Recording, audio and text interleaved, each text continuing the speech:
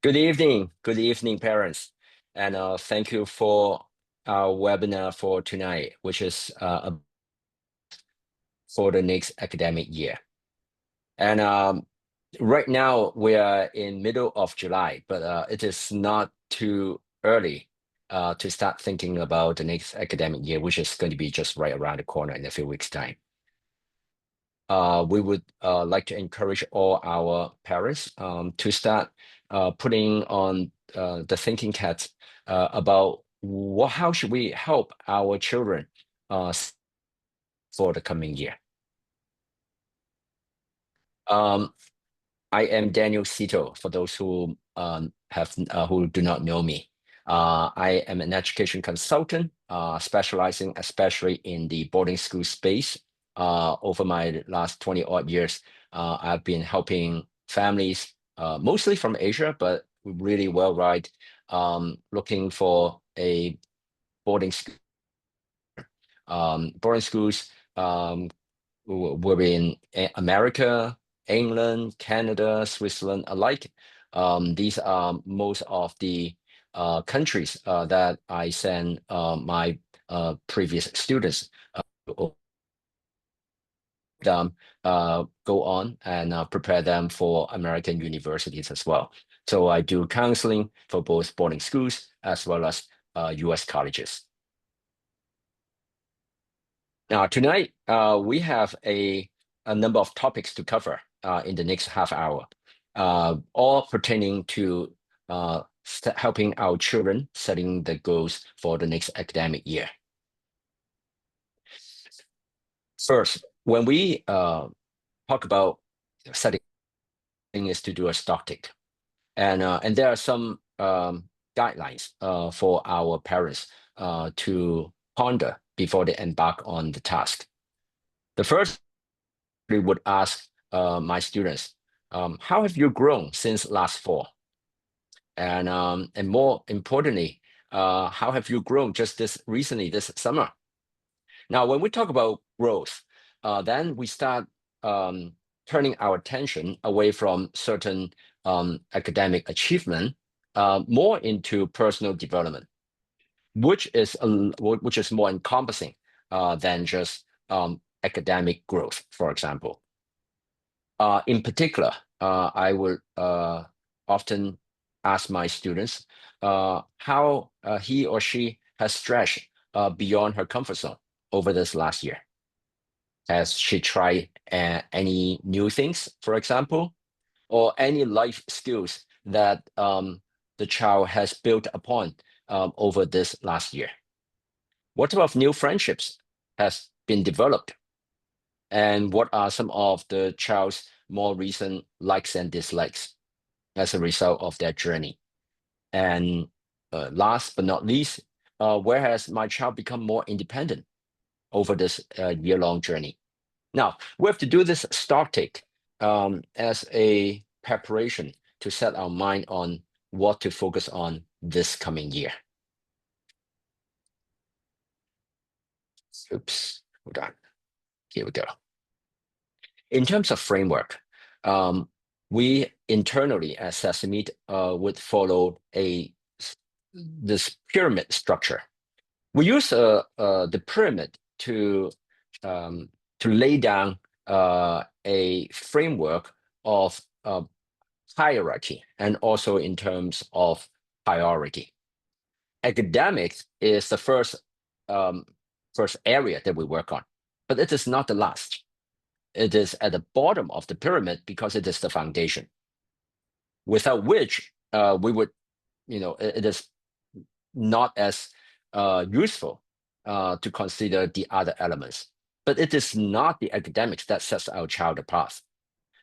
As we indicate on this pyramid, the importance goes upward, meaning from academics to extracurricular, to social, and to personal. And we'll be exploring each one of them in turn in this half hour. First, academic goals. Now, our audience might come from an age range, right, for the children. Some might be maybe grade 5, grade 6, others maybe grade 7, grade 8, even grade 9. And so what I am saying here is general enough, but I'll be giving specific examples as well. But as a whole, when we parents set out academic goals for our children, I would like to encourage us to first start off on the fundamentals, making sure that we got all the fundamentals solid, and then we can think about others that we can build upon. When we talk about fundamental academic goals, first and foremost is reading and writing, and especially English reading and writing. Now, we're not talking about grammar. Those are even more basic stuff, all right? Well, I already assume that our students have already gone through enough of training in the areas of grammar, syntax, and vocabulary building, all right? We were talking about that you know how to form sentences, even paragraphs, what next, all right? We're talking about in terms of reading. I'm not talking about because I do not know the specific age of our students in this group. But I can say that in general, in middle school age students, anywhere from grade 6, 7, 8 or so, reading habits, all right?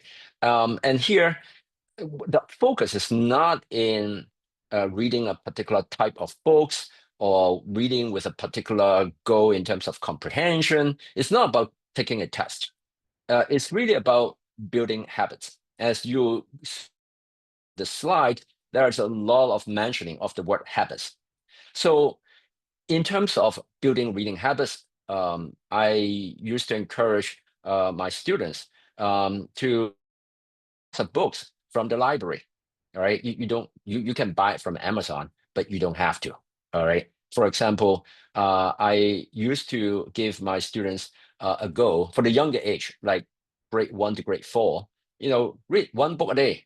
I mean, really like simple books, short picture books that they can really flip through all the pages of a book in one day easily in half an hour's time. Keep building that habit. If the child hasn't started building that habit, it's not too late to start now. All right. Encourage the child to a library and pick the books together. All right. Pick books that are not only of the type that the child enjoys. Usually it will be for middle school age. It could be fantasy, it could be different forms of fiction. Right. We can start off over there in that category. But usually I would encourage the parents to picking books of different categories, different types. Biography. Some could be history. Some could be just learning about some knowledge, right? Learn about engines, learn about astronomy, right? All that. Having a habit of reading. Now, the idea here is really about learning how to learn. Comprehension, as in you have to take a test, you have to take SSAT, you have to take SAT. It's not about that. It's really about learning to learn. Writing next. After you have established a good habit of reading, usually you'll be in a stronger position to write. And here again, writing requires a habit, or writing will be best developed in an environment of having a habit of writing regularly. And writing regularly, I usually would encourage writing journals. And there's a reason behind, right? Among all things, you can write novels and whatnot, poetry. I especially most often would encourage most of my students to write journals, daily journals. Just keep a habit of writing in a daily manner. All right. Again, is not about just writing, as in you get an A in your essays at school, but more so about learning how to think and express effectively. That is the goal of writing. Now, in terms of writing journals, usually journal writing would involve a student reflecting upon the day's experiences and to think about, to reflect upon the feelings, what you like, what you not like, the ups and the downs, or the highs or the lows, and therefore that would all be the purpose of writing journals, especially, is to learn how to express your feelings. Now, next, laying down the in terms of mathematics, that would be the next area. And it is to lay down a logical and analytical foundation. All right. And here, the purpose is to help our child to formulas rather than to apply them. Now, many of the tutorial classes that we Asians would encounter, would send our children to, would involve, taking on an established equation and learn how to apply them to different contexts. All right, they call it different drills. All right, here we're talking about helping our child to develop the ability to derive the formulas rather than to apply them. All right, I have some parents, instead of sending their sons or daughters to math tutorial centers to do the drilling exercise, they would hire like graduate students with math major and to come to their homes and to teach their children, their sons or daughters, on just right, it's just math for the beauty of mathematics, rather than to try to win math Olympics, say, for example. The idea behind academic goals is to develop intellectual curiosity. Now, intellectual curiosity in and of itself does not necessarily allow our children to get an A in their science class or in the history class. Not necessarily. But developing this intellectual curiosity would lay down the habits of our students' ability to learn any subject matter under the sun and to go deep, so to speak, enthusiastically and independently. It is important to develop that habit and that ability of being curious about how things work, about why things are the way they are. It's just being curious naturally. And to have this ability and resources to go about learning any subject independently without being spoon-fed. That's the key word, independently, without. Now, us parents, a lot of times we just take the easy way out, take the shortcut. For whatever subject matter that we want our child to learn, it can be coding, it can be robotics, it can be whatever. We just send them to a class to learn. All right. Of course, it can do the trick. But a lot of times we don't have to, and there's not necessarily a class, a commercial class for all the subjects under the sun. So therefore, it is much more important to develop in our children their passion, enthusiastic, their passion to learn, and their ability to learn independently on their own. Contribution. It is usually not one of the goals that parents would lay down for their children, right? But in the eyes of the American boarding schools, especially, contribution is a key factor. I'll touch upon that in later on. It's a key factor of being admitted. Is what do you contribute? So in terms of classroom learning, the goal is really to develop the habit of sharing what you know and being helpful to others and to contribute to the discussion. A lot of the international schools that our students go to, it could be, American curriculum, British curriculum alike, would involve some sort of discussion. Now, more so with the American curriculum schools than the British ones, but still there are enough of a sharing type of moments. Not all students will go into a class just to take notes nowadays. And so the ability for our students to be able to contribute and participate in the discussion is important, is an important trait and skill that must be learned and mastered, especially if parents are considering sending their children to the top boarding schools later on. Last, it will be our goal will be to help our children to go the extra mile. Again, many students would kind of pack the bags when the class bell rings, right? That's it. We're done for that class for the day, and off we go to the next class, and off we go, for the end of the day and do our thing. But it's important for us parents to help our children develop the habit of seeking extra help, of being resourceful themselves. What does it mean by seeking extra help? International schools the teachers at international schools, very often they have an open door policy. They are open to students reaching out to them and seek help if they do not entirely get everything all understood and all mastered within the class time. But most students, they would forego that privilege. They do not take advantage of that, right? When the classes are over, they just do their thing, they go home, do the other things. Very few would actually go and knock the doors of the teachers and seek extra help. These are the goals that we want to help our children develop. Again, for those who just joined, we're at the first of the four goals. For the first of the four types of goals, academic goals over here. And here I'm focusing more on the fundamental traits rather than specifically what are the tips to do well in English test or math quiz or science experiments. I'm trying not to be subject centric, but more focusing on the fundamentals. And these are very much the fundamentals that American boarding schools look for when they assess their students. Extracurricular goals, this is second type. Again, if you would go back to the pyramid, this is the second layer up. Once you master the academics, now we are in a position to consider the extracurriculars. Here, the first goal is to help our child to develop the courage to keep exploring new interests. Again, exploring new interests does require courage because these are new, right? Unfamiliar, meaning that the child has not yet mastered the skills. And when you haven't mastered the skill, the first likely are not going to do a very good job at it, right? You're likely, you might be making a fool of yourself while doing it.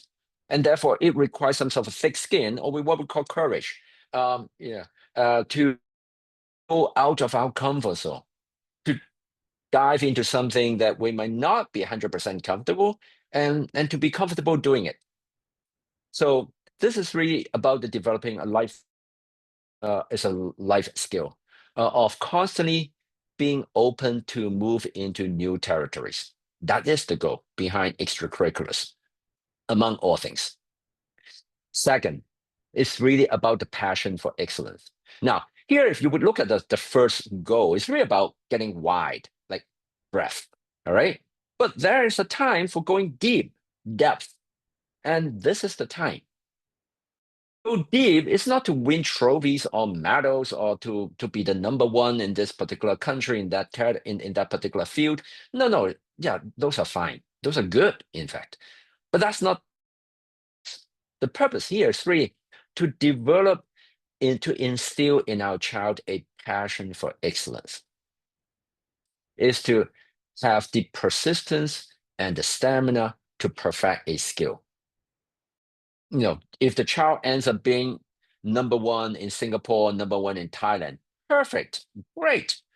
But there's only one person who's number one, right? And what about the others? It's still okay.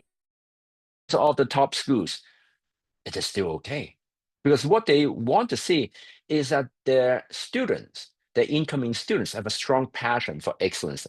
And excellence requires after practice, which we call persistence and stamina. Music. Here, I would like to actually, I think there's one area that was missing over here. Between music, there's an area called sports. And I'll add that first. Sports is really, to go after lots of sports, a variety of sports for extracurricular, especially if we are at American boarding schools. Americans are crazy about sports.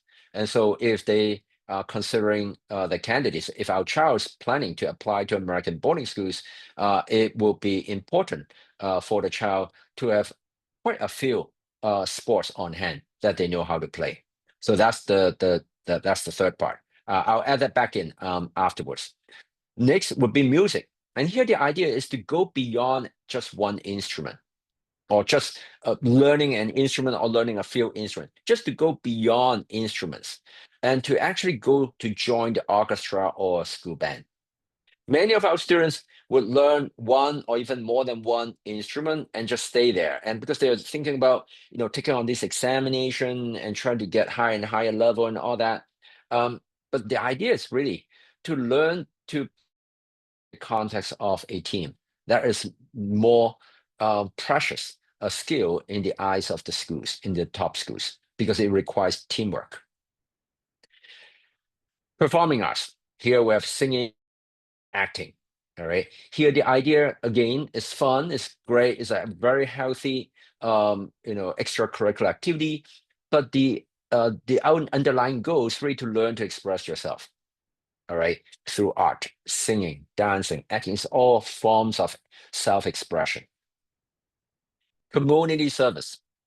Get our child out there to learn to serve. All right, to be outward aware, to understand the world is not just about ourselves and our needs. There are other people with their needs as well. And usually our students are those who would attend international schools. They tend to come from um, well-to-do, at least okay to do, family situations, and are not in a lot of need, all right? But, the mass majority of the world out there are people who are in need. And we want our children to grow up understanding that there are people out there who are in need, and that we do have an obligation, because we do happen to have the resource. We should share some with them. We should be helpful to them. Last, through all these extracurriculars involvement, the schools would like to see that some of our students would develop some forms of leadership, one way or another. Is to be able to learn to take on responsibilities, and in sense of the context of learning how to mobilize a team towards a goal. This is the essence behind, or the holy grail behind extracurricular activities, is that you guys should go out and engage yourself in areas that you love. Again, it's interest, right? Don't do it because you're being forced to, right? You do it because this is something that you naturally want to and you enjoy, all right? And engage yourself. It be different in different projects, in different activities, and ultimately to learn, rise up, and to learn to take on responsibility, to drive that project onward, to learn to mobilize a team of fellow peers towards a common goal. Now, the third is a high level up, right? Again, our pyramid, first of all, is academics. The next level of extracurricular. Now we're in the third layer. The third layer is social goals. And if we reflect, learning new subjects, building new skills, making new friends is all part of a child's wholesome education. We're preparing our child for the world. In fact, it is much harder to master the skills of making friends, let alone developing leadership, all right, than academic goals or extracurricular goals. Because academic and extracurricular goals, a lot of them are within our control, especially academics are definitely within our control. We just work hard, and focus, and we tend to do reasonably well. But once you move beyond academic, things are a little bit murky, a little bit out of our control. There are a lot more variety, a lot more variables involved. All right, in terms of extracurriculars, especially if we are into different group projects, clubs and activities, and all the way to making friends, and all the more. It takes two to tango, right? You want to make a friend, your other to also make friends with you. So therefore, it is a lot more of an art that our children must need to learn to master in terms of making friends, and very pertinent life skills that our children must master before they enter into the working world. So in terms of goals, first, to get along with any type of people. All right. How do we do that? Well, by exposing them to all types of people. And how do we do that? Well, engage in a lot of activities. That is through engaging our children in a lot of activities, that they will gradually gain the ability to get along with all types of people. right? Some people that they enjoy hanging out with, others they may not. The ability to step into others' shoes and think and feel like others do. This is important, is to foster empathy in our interactions, is to also focus rather than differences. The ability to make yourself known, liked, respected, and eventually trusted. This is in my simple-minded model. It's like the path to leadership, right? In order for people to vote for you to be, because a lot of leadership positions are voted upon, all right? If you voted upon to be the student council president or student government president, whatever it is, right? First of all, people must know you, right? You need them to not just, they need to like you. Otherwise, they won't vote for you. But liking you is not enough, right? They need to respect your ability to make things happen. And they need to trust that you have a good heart, that you have their interest before they would vote you for important positions such as student council president. So therefore, showing up consistently, communicate clearly, and genuinely investing in relationships are key. Now, all happen, and first and foremost is to have activities. We don't get to develop leadership skills by studying. It needs to come from practice with others in the form or in the context of activities. So therefore, the first thing that we need to make sure is that we parents need to reserve time for group activities, right? Let our child learn to build as well as maintain a wide network of friends. Oh, a lot of times I would encourage our parents not to overly pack, not to overpack their child's schedules. Yes, spend enough time on academics and extracurriculars, but also set aside some time for group activities with friends, building their networks, helping them, encourage them to build their networks. Last is the personal goals. Here, I put it more and in a few concise bullet points. One is that our goal is to help our child to develop a sense of purpose and mission. All right. And how do we do that? It's really to develop the ability to reflect upon life's experiences. It's to learn to be introspective. Right. So we as parents can use our meal times, for example, or sometimes we drive our child from activity one to activity two. We spend a lot of time on the road in the car, for example. There are lots of opportunities for for talking and just for talking about different things, and we can use those opportunities to help our child to reflect upon that very, is to help them develop that ability to be introspective and ultimately to develop their own sense of purpose and mission in their life. Now, having lots of reference points would also help our child be humble. Now, many of the top schools, they are not short of applicants who are great in academics, have tons of extracurricular activities, also be very good in those activities, and also have leadership skills, right? But the top 10, American boarding schools, for example, more, and they look for that personal maturity, personal depth. All right, and and in order to do that, it requires a child to have lots of reference points. And how do we have lots of reference points? Exposure. So expose our child to more things, right? It's not just to take them to many different countries, as in sightseeing. And then, no, it's about the interaction with human beings, right? Engage, and that's why I said earlier on in the previous slide, engage in lots of group activities, have lots of interaction with other human beings, be it same age or older age peers or younger age for that matter. And having enough of a reference point would allow our child become humble and to be more willing to listen. Now, being willing to listen is an important trait back into the classroom, going back to the academic goals.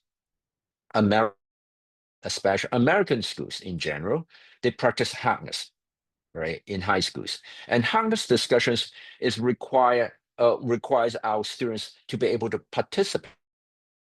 And participation in discussion is not a one-way, talk show, whereby you just keep talking. You got to let other people talk as well. And when you let other people talk, you're not tuning out and go to Hawaii in your mind, right? No, you're actually listening because you'll be able to understand what others say and be able to respond and give constructive feedback. That would train our child to become collaborative. Top schools look for students who have the ability to inspire others. Not that we try to naturally inspire others. This is what we call growing into inspiration by practicing kindness and generosity. So we just inspire others by just being who we are, but by being kind and being generous with what we know, being supportive. These are the traits that top schools look for. Top schools, they are not, like Andover and Exeter for like intellect, high IQ. They already have all that. But among those with intellect and high IQ, they're looking for these quality traits. Are they kind? Are they generous? Are they self-serving, or are they more outward-looking? These are the traits that the top schools would consider more when they come into the final stage of selecting which student to accept versus whom to waitlist. Last is the final note. I know time has run out for me. I would say success in life involves much more than studying well. I keep saying that out here in Asia. I think in Asia we all have this. It's ingrained in our blood that we have to study well, and that it's all about studying well. But in reality, if we step back and look at the bigger picture, most of us would agree success in life involves much more than just studying well. Okay. And top schools look for students who contribute well, not only study well. And I would say here, I would qualify top schools, top American schools, and especially top American boarding schools. Look for students who contribute well, not just study well. So it's not just about doing well on a test. It's not about what you can do. It's more about what others can do through you. So that is the holy grail. So when we're now in July, we start thinking about, okay, how should I develop my child for the next 12 months, right? We don't need to think about the next 12 years, right? Let's think about the next 12 months, right? Enough of a time stretch. And our goal is to develop our child in a wholesome manner, academics, extracurriculars, social, and personal. And moving towards that ultimate direction, whereby it's not about what we focus, not about what our child can do, it's about the impact that our child will have to his or her environment. It's what others around my child can do through being next to my child. I think that I hope that would help uh, give some perspective into the minds of some of our parents for tonight. And next, some commercial airtime. I just want to talk about we at Sesameed, we take joy and we feel that it is our privilege, in fact, to be able to invite and bring many of our American boarding school friends over to Asia, especially to Southeast Asia, each fall. This year, in late October and early November, we are bringing American boarding schools over to Singapore, Jakarta, Bangkok, Kuala Lumpur. We encourage parents to please kindly help spread the word around, for this is really a community event. We are a small, humble team, and we are not big commercial event organizer by any stretch. These type of fairs will not be able, cannot make it, cannot take place without the firm support and involvement of many of our parents. Many of them are are related to boarding schools, boarding school alums, or they may have children studying at boarding schools, but yet there are many that are simply very much into education. And we encourage all of our parents, please kindly help so that more and more families out here in Southeast Asia will be able to come to know the, the advantages and the benefits, the merits of American boarding education. Um, if anyone of us would like to learn more about Sesameed, please feel free to talk to us. We have our email address, our WhatsApp hotline. You can also to visit our website.